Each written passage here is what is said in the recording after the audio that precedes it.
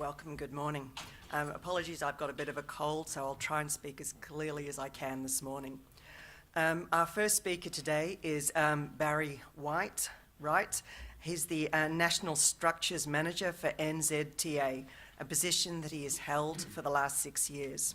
He is responsible for all the technical standards and guidelines for state highway structures in capital projects and also the asset management of these structures. If you could please put your hands together and welcome Barry. Thank you.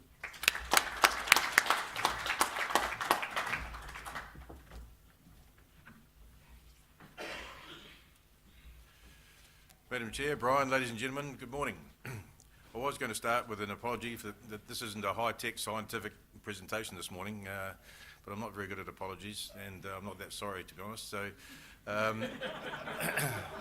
what I've got for you is a client's perspective or point of view rather than a robust presentation. So no disrespect to the scientists and technologists, it's just I'm not one of them.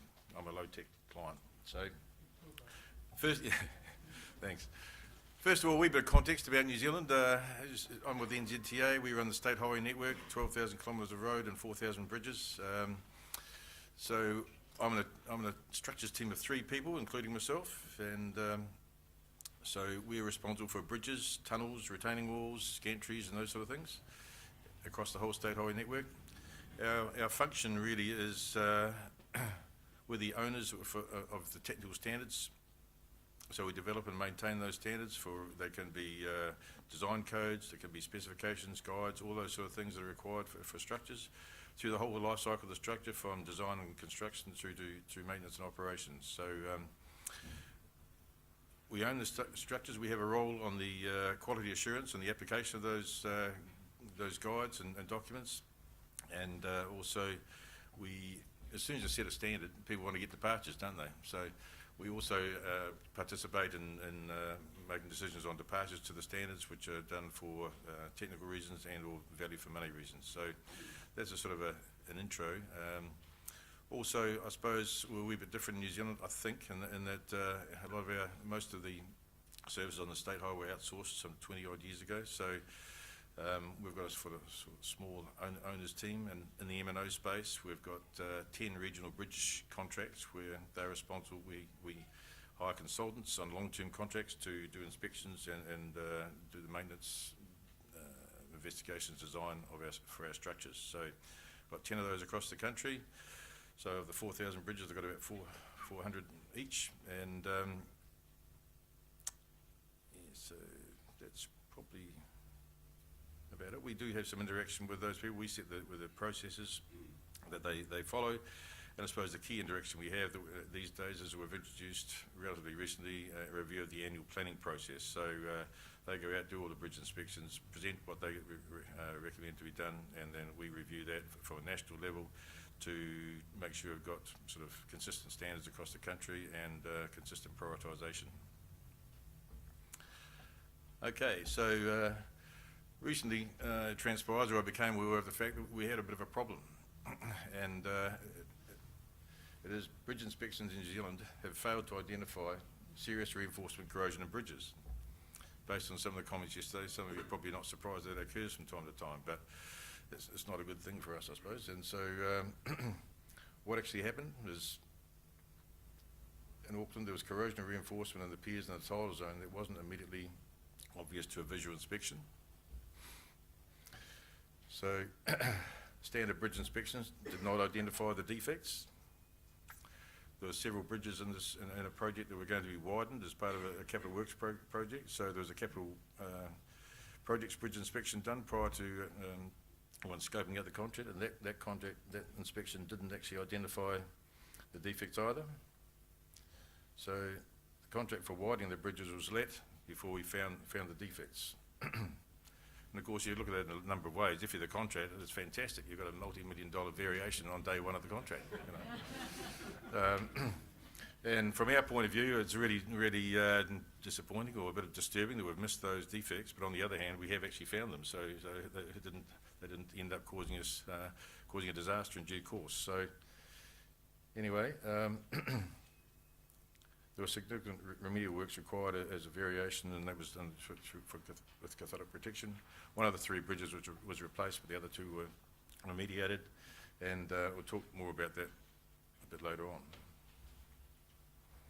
So more recently, in doing a sort of lessons learned to try and work out what went wrong and make sure it didn't happen again, we did a root cause analysis, and these are the sort of draft results. We probably need a bit more tweaking and refinement, but they give you the flavour of sort of what came out.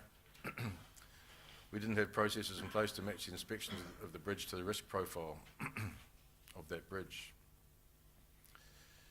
NZTA instructions on risk management and bridge inspections weren't in place. The need for QA was not recognised. Now that's not sort of strictly true in the sense of the word, is that we thought we'd outsource the QA, right? We have suppliers, inspectors and that sort of stuff, and we expect them to have the right QA processes in place to make sure they got everything. But that's sort of similar to the last one. We don't have an effective independent quality assurance process, so we have been thinking about doing that. Okay, we'll come back to that a bit later on and explore that a wee bit more and what we did after that. So Neil Lee yesterday covered on a research project that was carried out in New Zealand on pre-tension reinforcement corrosion within the New Zealand concrete bridge stock. So I'll just go over the findings of that, or what happened. There was a research project that was recognised that our design criteria between the 1950 and about 1970 don't meet current durability criteria, and they're a bit short. So the aim of this project was to determine the severity and prevalence and distribution of corrosion damage to New Zealand pre-tension concrete bridges. So it was identified that in the coastal zone, within a kilometre of the coastal zone, we had 137 of these pre-tension bridges which were potentially at risk.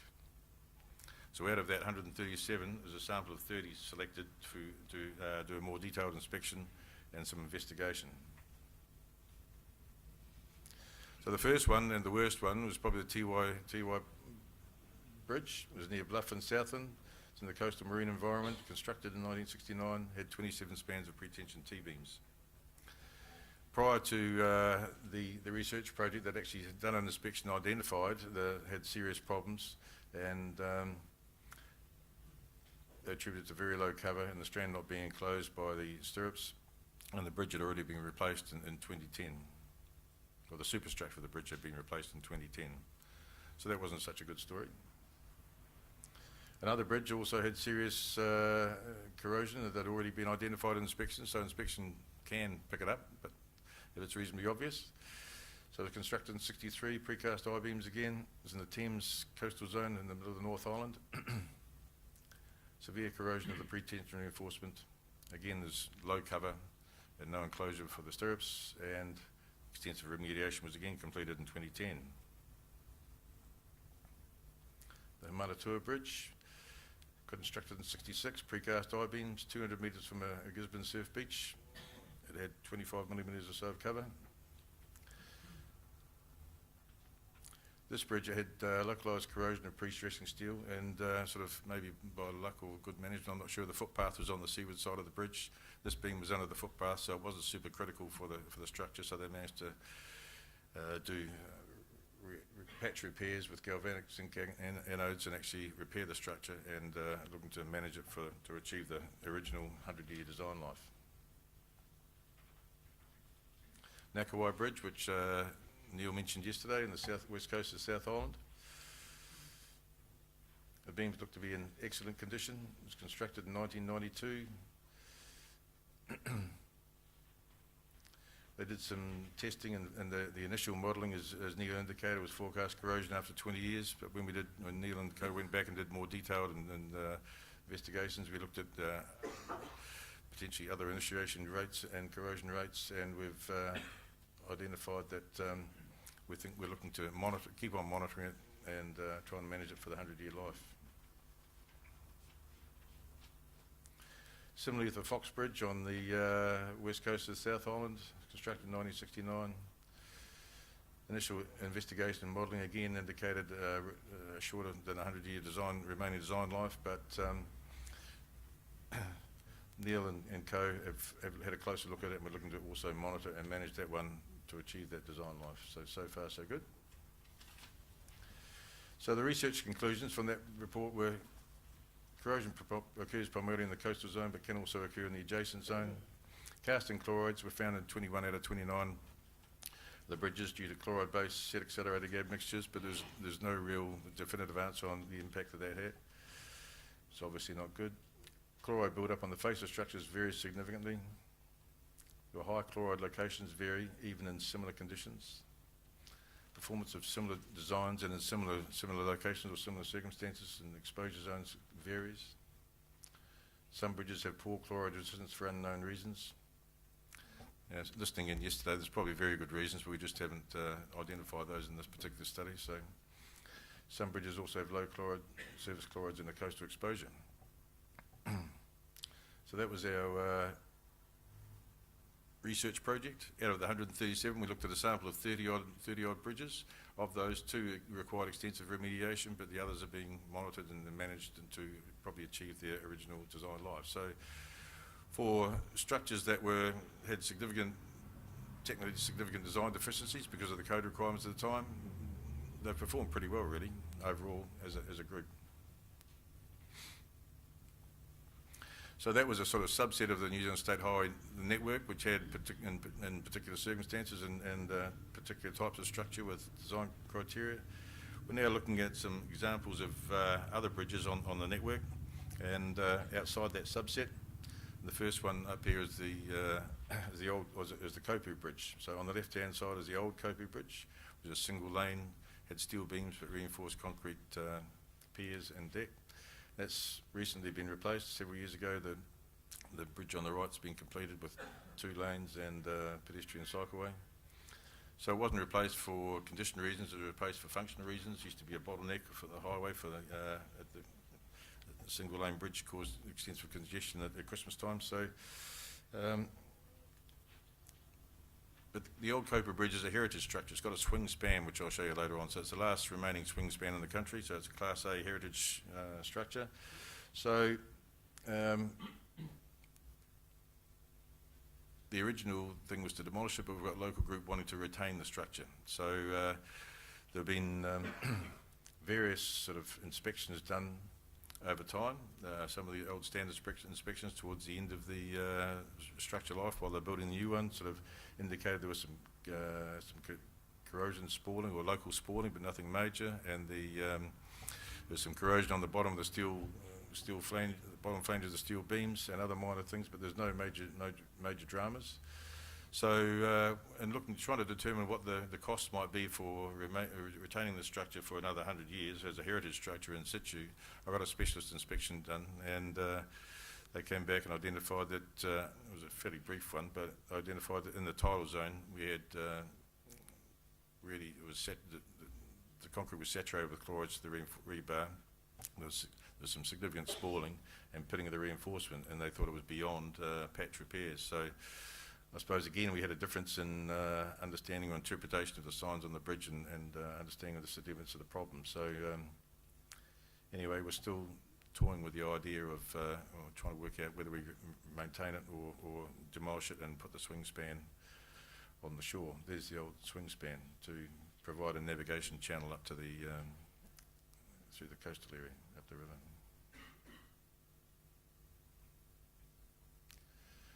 The old Nangri Bridge. This is probably the bridge in the worst condition of any structure in New Zealand and probably Australia, I'd say.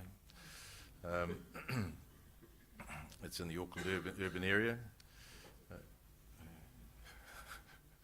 So is there any prizes for that or not? I don't know.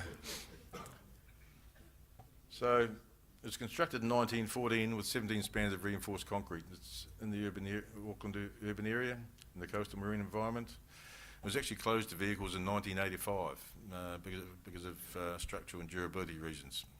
A replacement bridge was built for the bypass on the state highway, and but this bridge is in high demand for local pedestrians and cyclists, and also it's a great fishing spot apparently. So for one reason or other, we've retained the obligation of maintaining this bridge or providing a replacement, and it hasn't actually been, I'm not sure why or the wherefores, but it's been a while now and it hasn't been replaced yet, but there's plans on the book to actually provide a pedestrian cycleway fishing bridge as a replacement. But in the meantime, we've had the obligation to maintain it.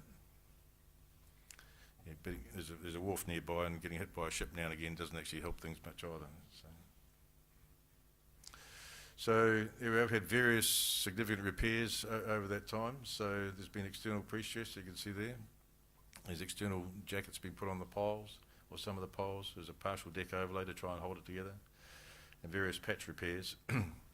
And more recently, they're worried that it's going to fall down under its own weight, but we've had to restrict pedestrians and fishermen to some areas to make sure we don't get crowd loadings in the weaker areas of the structure. So we're eking out the maximum life that we can. Now, when you look at it holistically, anecdotally, we haven't got a scientific thing about this again either, but we've probably spent in the order of $100,000 a year on average over that time until very recently. And so when you think about a bridge replacement costing in the order of $25 million or so, it's not actually a bad investment to maintain that structure. But there does come a day, and we're at that day now, where a replacement is required. And again, this bridge hasn't actually performed particularly well. It was built in 1914 and was obsolete because of durability reasons in 1985. So it's one of the few probably in that category, I think. Ferrokino Trestle Bridge near Foxton in the North Island, for those just north of Wellington. It covers a floodway which is only open to, only is open when the Manatoo River, which is adjacent to it, floods now and again. So it's constructed in 1938. It's got 90 spans of reinforced concrete. It's actually 6 kilometres from the sea, but it's actually exposed to salt-laden sea breezes, and so has got some relatively high chloride content at the reinforcement level. It's had patch repairs over 30 years, and for over 30 years now. And I recall when I was a graduate in those days, they were wondering about whether they should be replacing the bridge at that point, 20 or 30 years ago when the corrosion first started, but it wasn't replaced. It's been retained. There's been no loss of structural section, and just at every 10 years or so there's been some patch repairs required. It's currently being replaced for functional reasons, so it's a very, very narrow bridge.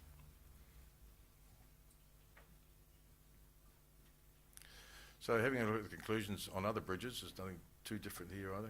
Corrosion occurs primarily in the coastal zone. Corrosion occurs generally results in spalling, providing clear signals for inspectors, but not always. So those are the things you have to watch out for. Loss of section occurs very slowly, and you've got time to do repairs, and we've actually managed repairs and delayed them sometimes for up to 10 years because of that fact. And again, apparently similar bridges in similar circumstances can perform differently.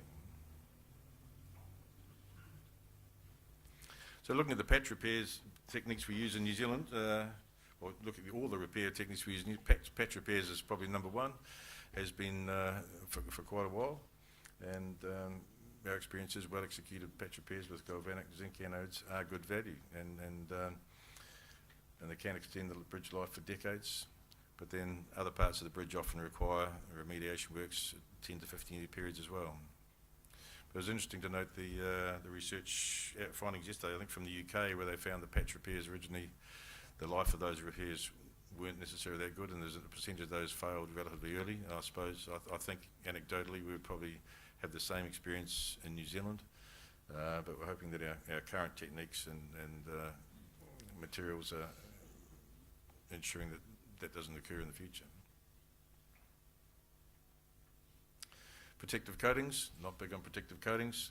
There was a research report commissioned by NZTA by Sue Friday and Sheldon Bruce, which gave the following conclusions: that the current standards we have should deliver a 100-year life without service treatments.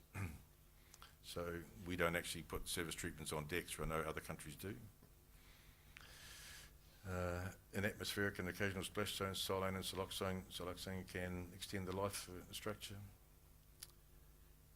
Coatings for new structures may not penetrate and may cause premature drying. Silicone-based penetrants are the most cost-effective when applied immediately prior to the onset of corrosion.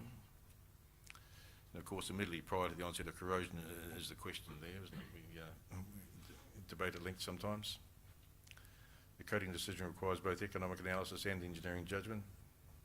and they're currently only applied with other works when the incremental cost is small. So if we're in there doing patch repairs, sometimes we also look at putting a coating on.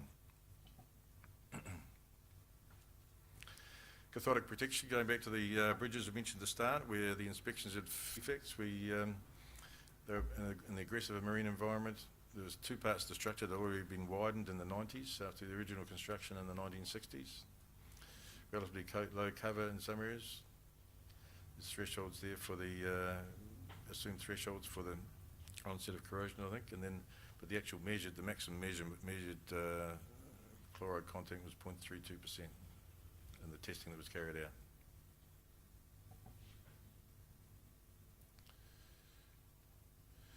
So the capital project decided that the criteria was they wanted a 50-year service life extension, and they had 25 years to first maintenance. So that probably drove the cathodic protection solution, which probably isn't unreasonable for a capital project and trying to get some when you're widening the bridge.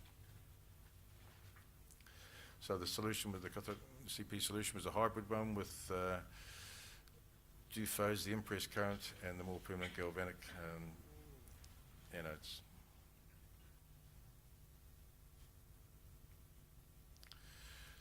So it provided a long-term solution, which was what was specified really. Minimum physical works were required on site, so it was just done in the tidal zone where the problem was. There's no major concrete replacement required. Could target those problem areas. It could be constructed between tides. So the conclusions of the paper that I wrote were generally corrosion factors include exposure zone, concrete cover and design detailing, design and construction concrete quality. You can get significant performance differences in similar circumstances. Corrosion of reinforced concrete is generally obvious and slow, but there are exceptions, and corrosion of pre-tensioned concrete can be less obvious and faster. Generally, our patch repairs provide good solutions. Coatings are not generally used in New Zealand on state-high bridges, and CP has been used for the second time recently, and it probably will be used more in the future for longer-term solutions. So there's no rocket science there for you guys, is there? It's all pretty basic stuff. But I think what it showed to some degree is, while we've got a wealth of knowledge in this room here, and at other places presumably, there's a gap between that probably and a lot of our general practitioners who are working on our structures, and that's a gap I need to make sure we close. We might need a bit of help. So anyway, I've got a few more observations that to carry that sort of theme on. I'll talk about that a wee bit more later on. So these are some personal observations. This is the new market viaduct. So it's in Auckland. Was replaced a few years ago at a cost of $240 million. That was after a 50-year life, and that was because of a design fault. They didn't allow sufficiently for differential temperature, so the bridge sort of pulled itself apart. So when you're looking at durability, as a client, you've got to look at all different sorts of things, and I came from a design background, so I always used to think it was the contractors and construction issues that were the problem, but since I've been at NZTA, I've found that they're mainly design issues, so, and this is one of them. Not necessarily, there could be code issues and that sort of stuff, but we found other design flaws which have cost us a bit of money. Auckland Harbour Bridge box girders, we just spent $80 million strengthening those a few years ago. Other fatigue issues with steel trusses around the country, and missing insufficient steel shear reinforcement piers and those sort of things. So there are some design issues that do come up from time to time. We usually find them by good luck, really, when we're doing other work. So that sort of gives you a wee bit of context, but also to give us some more context, there's some, I've got a few photos here from some in-service bridges in the Pacific Islands. Right? They were in service until these inspections were carried out, and they were suddenly taken out of service. And you probably understand why. That's pre-stress there. There's a double hollow core service structure unit. And I know you guys are concrete guys, so but steel was just as bad, you know. So anyway, anecdotally, I heard that they had a pretty good inspection program in there, and they recorded all the results. They identified all these defects, and they had them logged in the system, that sort of thing, but they didn't have anybody there who knew what to do with the results. So they were just left until an external party came in. So Here's the Kiwi Florida Keys example. It's not one of our bridges. It's a it's a jetty on the east coast of the North Island. There's several of these, about a kilometre long, out into the sea, built in the old days, and they're being rehabilitated. But I suppose when you stand back and have a look at it, the New Zealand state high bridges are generally in pretty good condition. We don't really know what really poor condition is generally.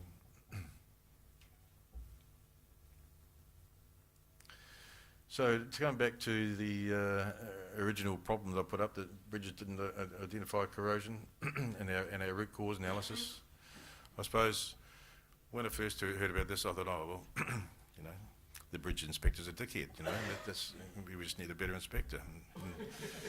And then when I thought about it a bit more, we hire a bridge inspection engineer who's supposed to be the key technical person responsible for each region of our bridges. And so, well, it's actually probably his fault because he's responsible for making sure they inspect the right things and that sort of stuff, and so he's a dickhead.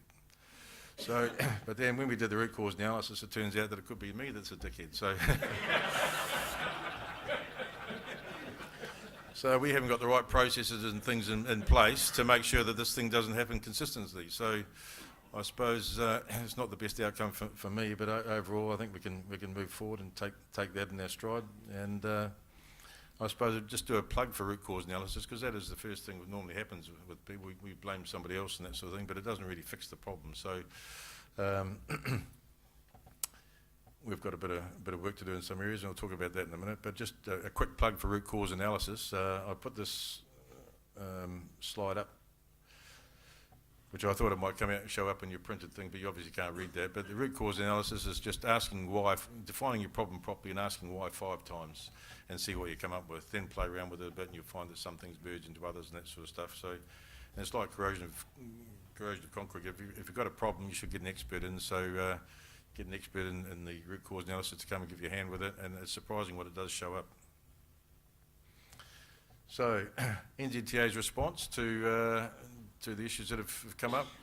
We already had in plan in train a project on the live load risk review of all our bridges.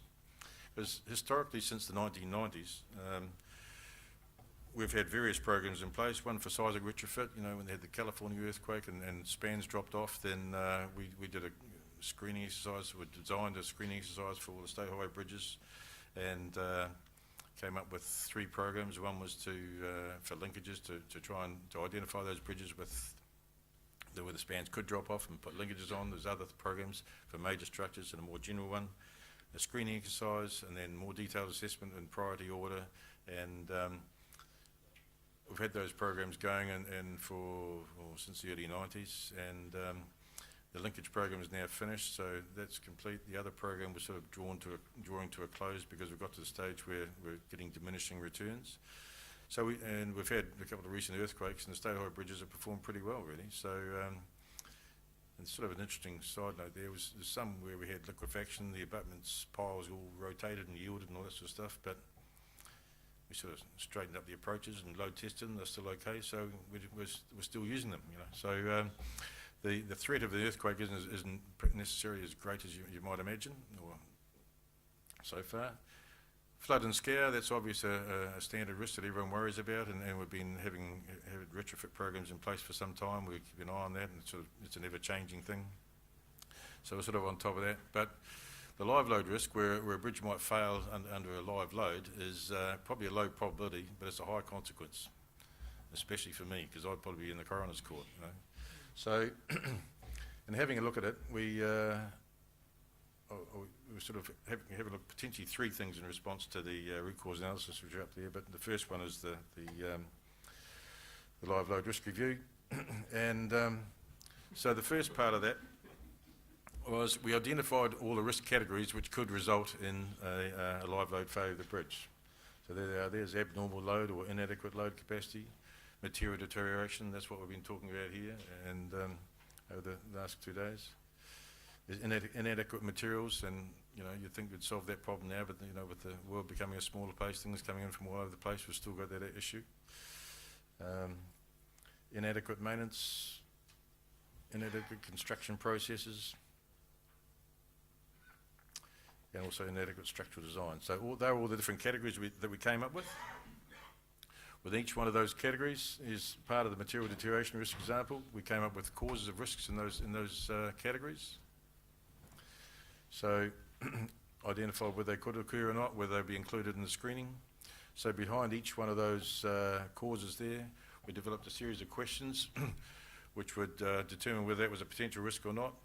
And that was sent out as a screening process to our 10 regions for them to actually run through their bridge stock, ask all these questions of each of those in each category and each cause, and identify potential risks. They're just potential risks, and give us an initial prioritisation. So those regional screenings have just been completed. We're collating the results at the moment, so I can't actually share them with you, but the next stage will be to run through those in a prioritised order and do a bit more detailed investigation and try and determine what we need to do, what, if anything, we need to do. And of course, we don't always need to do anything. Quite often, one of the approach we take is, or the best approach, the most economic and pragmatic approach, I think, is to monitor things and see how they go. So in the Scour and flood area, we've got a number of bridges where we think we're at a high risk, but they've been there for 70, 80 years, and they've withstood pretty good floods. So they haven't got high traffic volumes. So we just close them temporarily during times of high flood and reduce the consequence of a possible loss and be prepared to replace it if we have to. So my sort of observations coming on from previous conclusion, that sort of thing, out of our 1260 reinforced concrete, 915 pre-stressed concrete bridges on the state highway network, 13% in the coastal marine environment, and some with historic design deficiencies, and of those we had 2 out of 30 that had significant deficiencies which we had to remediate. So generally it's a very small number overall that are required early replacement. We've had repair work to do and that sort of thing, but not too bad. So generally they perform better than expected, I think, overall, and we can manage that condition economically for long periods of time, decades even. And what we're finding in New Zealand is that bridges are being replaced for functional reasons. You know, traffic increases and generally around the place, and some safety issues, but generally for traffic demand. So before durability becomes an issue, they get replaced for functional reasons. Of course, sometimes we hand over our old State High Bridge to the local authority, so it becomes their problem. So we won't say too much about that. So, but generally it says a lack of knowledge and confusion generally over corrosion. That's not in here. That's in the wider general practitioner area. So I think we've got a gap between what's in here and what's out there. So I suppose I was thinking is that you guys could come up with a bit of an app or something like that, could you? So we hand out to our bridge inspectors. They can push a button and identify what the key things are. There might be a bit of opportunity there. As I said, traditional inspections have missed serious corrosion issues, and that's something that we can't afford to happen. In response to that, we've done a proactive live load risk management screening process and evaluation process. We're looking at independent QA of our bridge inspections, and also looking at what other things we might need to introduce to our processes to make sure that this doesn't continue to happen. We do identify serious corrosion issues. So that's the client's perspective for today.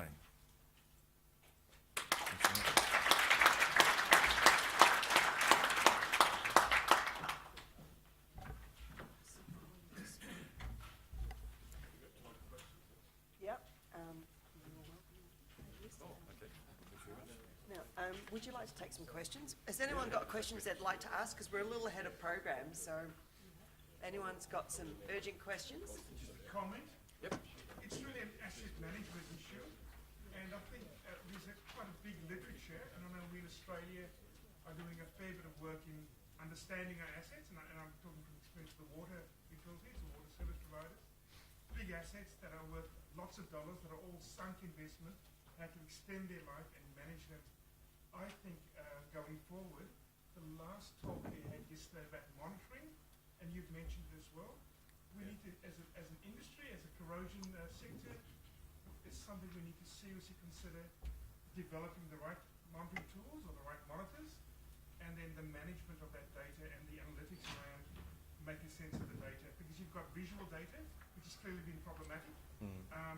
So somehow we need to overcome that problem. That's right. There's a lot of talk about structural health monitoring, but a lot of that, well, we've done some of that, and it's okay in specific circumstances. But you're right. Monitoring for durability is another potential opportunity. So I'm not sure you can get. I've heard about ladders or something. You can cast in ladders to measure chloride content or something. Or? Our last speaker last night mentioned some new technologies.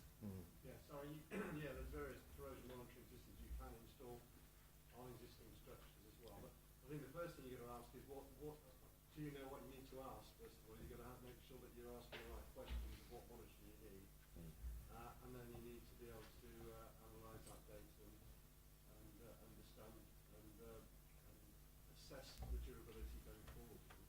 But yeah, you've got to get ahead of the curve, really. And I think the first thing is understanding. Are you able to get the right specifications for the inspections when your inspectors go out? Yeah. Are they being asked the right questions of what they're supposed to be looking at, and are they competent in what they're looking for? So the competency is a big thing in the UK, is to have accreditation for the bridge inspectors, that they're trained in what they need to do. That's right. Well, we've recognised that also. It's another thing I could have actually mentioned. We've introduced recently a training course and requiring all inspectors to go through that course, and the tutor is actually here in the room, so I'm presuming he's taking some notes on that. But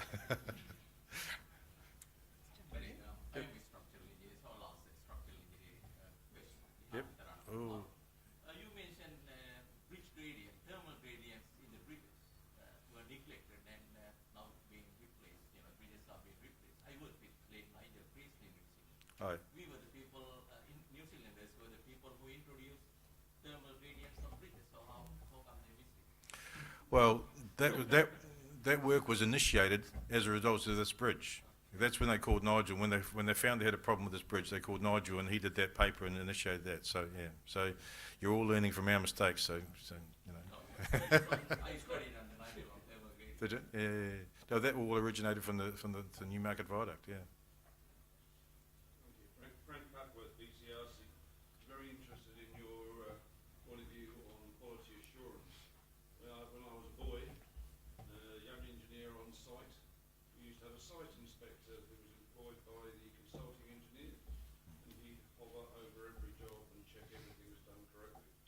He then handed over quality assurance to the contractor, and that's always seemed to me like being the fox in charge of the henhouse. You're talking about QA, and it seemed to me that you're advocating going back to an old system of having independent quality inspectors. No, not quite. I agree with you. I think it's been Austroads have done a project in New Zealand, and NZTA we did a review of pavements in particular to look at contractor quality assurance, and I think I've forgotten his name. Belf, is it? Is from Vic Roads. Peter Belf. He's doing a project for Austroads whereby they've identified that contractor quality assurance is a problem. It's not giving the results that we want, and but they're not. The proposal is not to go back to the old clerk of works on site. It's a matter of redesigning or getting the current system up to scratch so that it does deliver what we want, and that will include better, as I understand from memory, better definition of hold points and the quality requirements at those hold points, independent certification of those hold points, and those sort of things. So that's sort of all in train, and I think, well, in New Zealand we're pushing for it, and they're starting to do that in pavements already, and there's the project with Austroads is currently trying to define standard check sheets. At the moment, every contractor has a different check sheet for every different thing. So they're getting standard check sheets for standard hold points, for standard elements of the structures and other things. So that is recognised and it is in hand, and it should be out on the streets shortly, as I understand it. But isn't there still a problem? I mean, we have inspection and test plans now on all of these projects, but the engineer that is responsible for getting a section of work done on time is very often the same guy that's supposed to be checking the QA and holding the project up the quality. So he's in a bit of a wiggle position, I think. That's right, and I think part of this is I'm not an expert on it, but I think part of it is separating the quality assurance from the project manager or the contract manager and having an independent thing, so that the quality QA guy is not reporting to the project manager. So I think that's one element of it. There's several different elements, and I'm pretty sure that's one of them. Yeah. So there is an Australian report out on it, I think. So. Oh, My perception is twofold on this, actually. I think that in the wider community, the skills that are needed to inspect structures are grossly underestimated. And I think we compound that problem by putting financial strain on the tendering process, so that there's a strain to send the cheapest guy out to do the quickest job. And I think that's getting into the root cause analysis, really. No, that's one thing I was actually going to mention. I'm not sure what it's like over here, and I'm not sure. But in the old days, the Ministry of Works had timber inspectors, steel inspectors, metallurgists, and specialists all over the place, plus inspection gangs and all that sort of thing. I'm not sure that worked really well or not. But then I know that since then, when everything was outsourced, bridge inspections were outsourced, and they went to the lowest bidder. So the scope of those inspections was dramatically reduced, and they got, they were getting paid $150 a bridge or something like that. So they drove over the bridge at 50 kilometres an hour and did their inspections. So in recent years, we've been trying to do, as I said, to build up the specification for bridge inspection to make sure that we get what we want, but we've got to have the contractual mechanism to make sure we can pay for it as well. So otherwise, we won't get it. So you get what you pay for. So that's still a work in progress, and this work may result in changes to that to make sure we get that included in our inspections. But currently, we rely on our bridge inspection engineer to determine what's required, tell us, and then we try and pay for it. Yeah, but that's a valid point. Yeah. Do we have any other questions? All right. Barry, yeah. I'm intrigued by this lack of durability for patch repairs, right? I mean, we heard yesterday. I mean, you're saying the same thing, that there's experience of decades of performance in a marine environment of patch repairs, right? I can't understand how patch repairs aren't durable. Well, I'm talking about, we haven't got any scientific results, right? But I'm talking about stuff from 20 years ago that they used to do then. They didn't involve people like you. This Ministry of Works gang probably went out there and shot credit stuff on and want it off, Okay, so they're quite crude repairs. Yeah, that's right. So this is the history of repairs. This is the early ones that were coming, not the current ones. Hopefully, is Neil still And there? then how have those repairs failed? Have they been, I mean, it's like incipient anode management and stuff. I mean, we worked that out in the 80s, Yep, late that's right. 70s, Yep. And it hasn't changed. Simple. No, that's right. Okay. Yep. And we can do patch repairs. It was all sorted out. Yep. Right? Good repairs. No problems. Yep. So they were basically what poorly designed repairs. Shrinkage. Yep. Just stacked it on.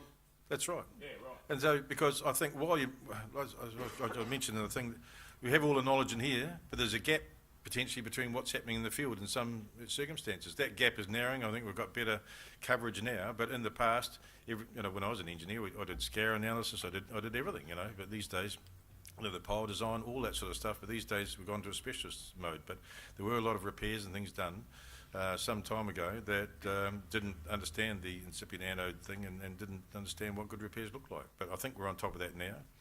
But then it can't, we can put out as many guides as we like and that sort of stuff, but if people don't read them and don't understand them, don't apply them, you don't get the result. So. But you don't toolbox talk it or workshop it or anything like that and go through teaching them how to do repairs. I mean, it's really not that hard. No, we try and make sure the right people get involved to understand it, do the specification, and get the right contractors on board. Yeah. Okay. Right. So I think we've got that in so hand you're now, but improving that, I think so. Yeah. What happens to local authorities and stuff like that, I couldn't tell you. Yeah. Okay, just one more question up here, and then we'll have your question at the mic, call it quits. Sorry, it was just a comment to Warren. When people talk about the life of patch repairs, I think they're often misspeaking, and what they mean is you will be back on that bridge in 10 or 15 years' time to correct incipient anode failures or patch in other areas. They're not necessarily saying that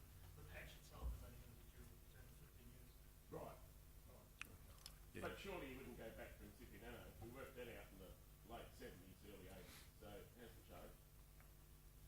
Yeah. I think the reality is that at least in New Zealand, a lot of the patch repairs done in the last 20 years haven't included protection for Principia Nano effects.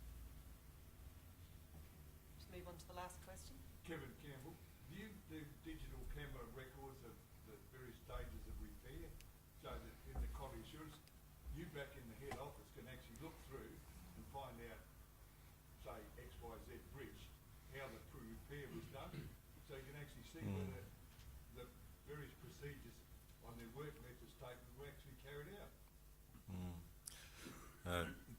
We don't do that. I mean, maybe think about it. I won't be doing it personally. We outsource everything, even the checking probably. So, No, I do that on buildings. do you? Yeah. Yes. Oh, And I deal a lot with abseilers. yeah.